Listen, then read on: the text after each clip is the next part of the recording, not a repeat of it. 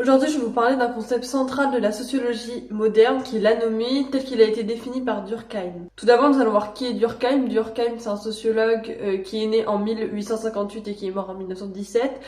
C'est l'un des fondateurs de la sociologie comme discipline scientifique. Professeur à la Sorbonne, il est auteur de textes majeurs comme de la division du travail social, du suicide ou encore règles de la méthode sociologique. Il s'est attaché à comprendre les mécanismes qui permettent de comprendre comment les sociétés fonctionnent ensemble et au contraire les motifs et les éléments qui nuisent à leur cohésion.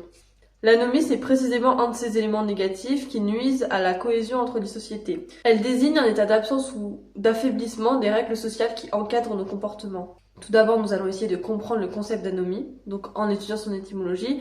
Donc, le terme vient de anomos, qui est en fait l'absence de loi. Pour Durkheim, une société ne se maintient pas grâce à la force ou alors encore grâce à des intérêts individuels, mais plutôt grâce à des règles, des normes et des valeurs communes. Celle-ci donne une sorte de morale collective qui donne sens et limite aux désirs des individus. Il est important de noter que Durkheim voit l'anomie comme une sorte de phénomène social et non comme une certaine psychologie qu'a un individu.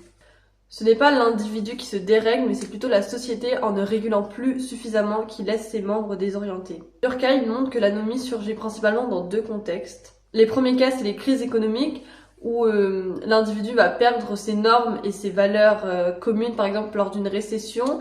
Et par exemple, il va y avoir aussi la hiérarchie qui va se brouiller, les statuts sociaux qui vont se mélanger et qui vont plus être distinctement séparés.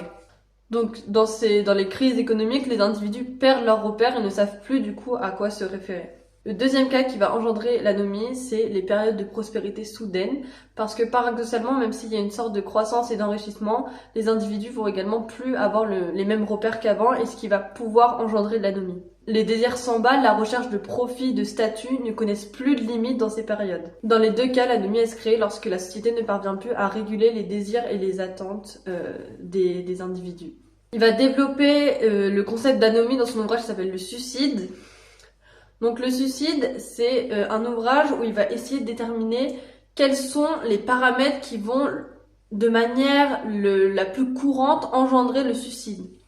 Donc il va récolter plusieurs données et il va essayer de déterminer si par exemple être religieux ou non va entraîner un suicide. Il y a également le statut conjugal, la vie de famille, si l'individu habite à la campagne ou à la ville. Et tous ces paramètres, il va les récolter pour créer des statistiques et observer qu'est-ce qui pourrait le plus favoriser l'acte du suicide. Dans cet ouvrage, il va distinguer plusieurs types de suicides et dans un de ces types, il va y avoir le suicide anomique. Celui-ci se produit lorsque l'individu perd ses repères et les règles sociales s'effondrent ou changent de manière brutale. Donc, un exemple assez classique, c'est lorsqu'une personne, lors d'une crise économique, perd complètement ses richesses et du coup ne possède plus tout le même cadre de vie qu'avant. Également le cas inverse où un individu va s'enrichir de manière très soudaine et du coup ne va pas réussir à canaliser ses désirs et il va y avoir une perpétuelle insatisfaction qui va par la suite entraîner au suicide. Dans ces deux cas, ce n'est pas la psychologie individuelle qui va engendrer ce désespoir, mais bien la perte de cadre social qui va entraîner cette fragilité. Donc pourquoi l'anomie elle est dangereuse? Déjà, elle a des conséquences graves à deux niveaux. Au niveau individuel, l'anomie va engendrer de la frustration, un sentiment de vide, de l'angoisse et du désespoir chez l'individu. Faute de règles, les désirs deviennent illimités et donc impossibles à satisfaire. Cela peut amener à la souffrance psychologique, à la dépression, voire du coup au suicide. Au niveau collectif, elle est dangereuse pour la cohésion sociale.